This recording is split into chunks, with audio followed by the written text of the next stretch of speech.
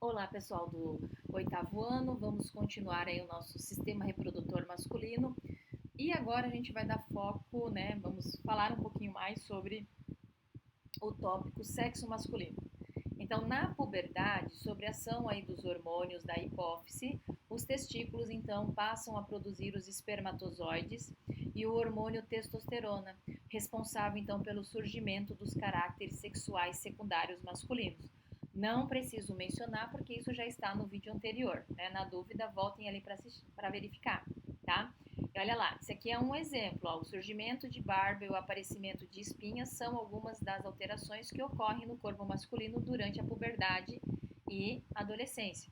Apesar de comum, espremer espinhas não é recomendável, né? O jovem também começa a produzir, né, o esperma, que é um líquido que contém então os espermatozoides, e ele tem a possibilidade de ejacular, o que significa que já é biologicamente capaz de se reproduzir, ou seja, já está pronto para ser pai. Mas a gente fez aquela pergunta: será que é o momento? Eu estou preparado financeiramente? Psicologicamente? Como é que eu estou, né? E aí então ainda a gente continua. Ó. Ocorre ainda, né, dentro dessa fase da adolescência, uma estimulação das glândulas sudoríparas, né, e maior secreção do suor. Então tudo isso está relacionado aí com o desenvolvimento dos meninos, né?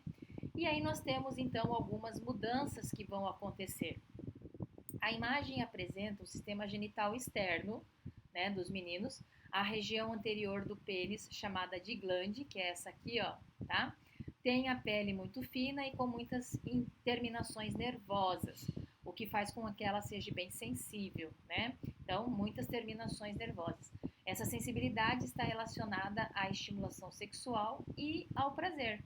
Então, podemos entender que esta região ela é uma região prazerosa para os homens, né? Devido à quantidade de terminações nervosas que existem ali. Essa sensibilidade, né, então está relacionada à estimulação sexual e ao prazer. A glande, né, está recoberta por uma prega de pele, que é chamada de prepúcio, que é essa estrutura aqui, ó, aqui em cima, que a protege. Quando essa pele dificulta a saída da glande, né, a gente tem o que a gente chama de fimose. Deve ser então removida por meio de uma cirurgia chamada circuncisão. Aí, quando a gente fala de circuncisão, a gente entra numa questão de algumas culturas, como na judaica e na muçulmana, a circuncisão tem caráter religioso, né? Então, isso é importante.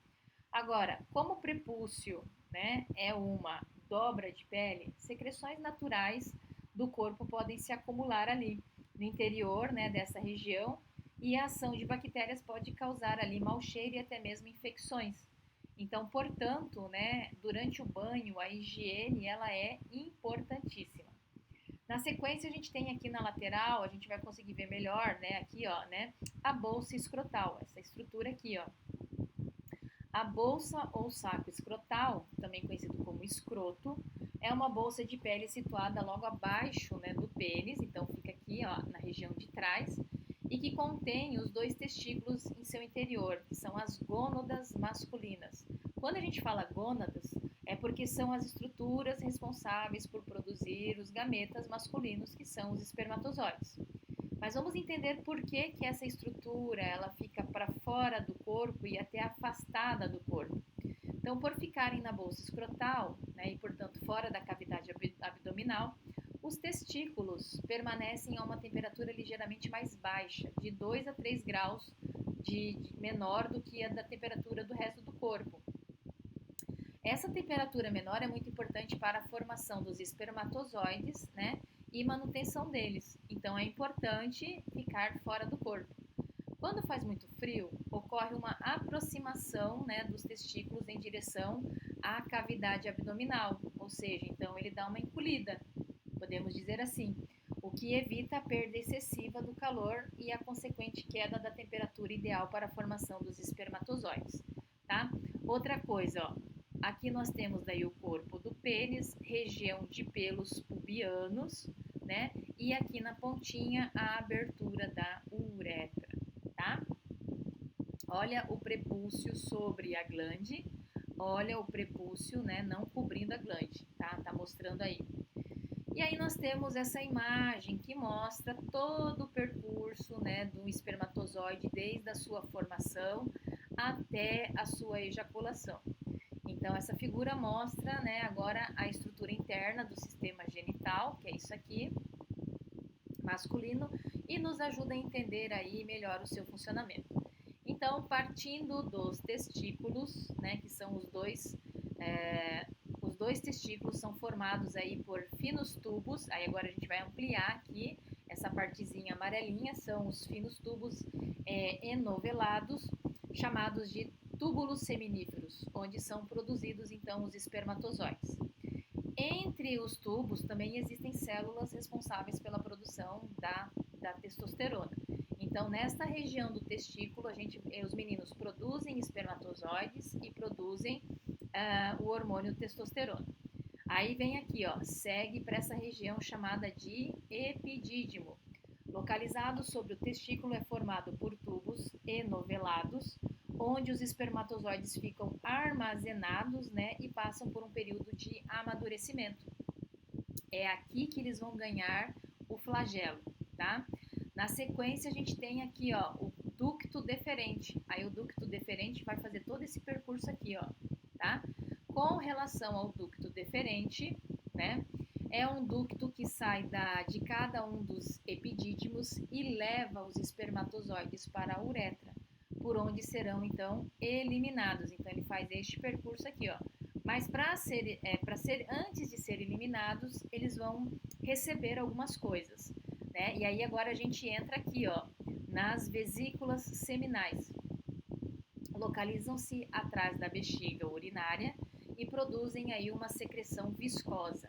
O líquido, né, nessa regiãozinha aqui, o líquido seminal é rico em substâncias nutritivas que facilitam a sobrevivência dos espermatozoides no seu percurso em direção ao óvulo. Então, aqui é uma substância nutritiva. Ao passar pela próstata, também vai ganhar um líquido. A próstata é uma glândula que está localizada sob a bexiga, produz uma secreção lançada nos canais deferentes na hora da ejaculação, que neutraliza a acidez da uretra e da vagina, que é prejudicial aos espermatozoides. Então, ela está relacionada com a neutralização da acidez. Aí aqui, ó, quando ela passa, né, pelas vesículas seminais, pela próstata, ela entra, né, aqui, ó, na uretra, na reta final, mas ela tem uma estrutura aqui no finalzinho, que são as glândulas bulbo-uretrais, ou bulbo-uretral, glândula, né, bulbo-uretral. Então é isso aqui, ó, duas glândulas que ficam na base da uretra e produzem um líquido transparente que limpa e lubrifica a uretra antes da ejaculação. Então ela vai limpar para que ocorra a ejaculação. E aí nós temos o pênis propriamente dito, que é o órgão, né, cilíndrico por onde passa a uretra, que é essa estrutura aqui interna, ó, passando por aqui, que conduz tanto a urina quanto o esperma para o exterior. Então, nos meninos, nos homens, a uretra ela tem função tanto no sistema reprodutor quanto no sistema excretor. Reprodutor, excretor, também chamado de urinário, né? No homem, a uretra faz parte então do sistema urinário e do reprodutor, o que não ocorre no sistema feminino. Nas meninas é tudo divididinho, tudo organizado, né? Olha a nossa vantagem.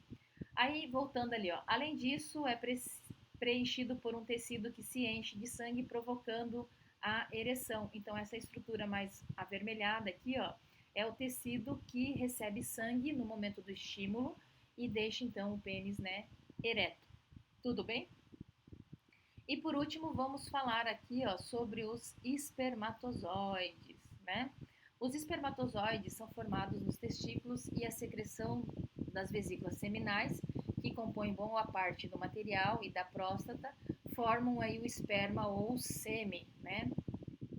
Em um homem sexualmente maduro, no auge da excitação sexual, ocorre então, né, a saída do esperma pela uretra em um processo chamado de ejaculação. Olha lá, ó, cada ejaculação libera cerca de 3 mililitros a 4 mililitros de esperma, né, contendo aproximadamente 350 milhões de espermatozoides. Então é muita célula, né? né? E aí, ó, a poluição noturna, que é a ejaculação que ocorre durante o sono, é um fenômeno absolutamente normal durante a puberdade. Então, fiquem tranquilos aí os meninos.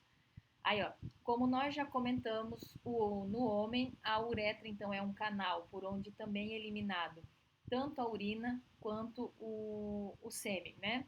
Agora, não há eliminação de esperma e urina ao mesmo tempo, então fiquem tranquilos, tá? E por fim, um pouquinho mais aí da morfologia dos espermatozoides.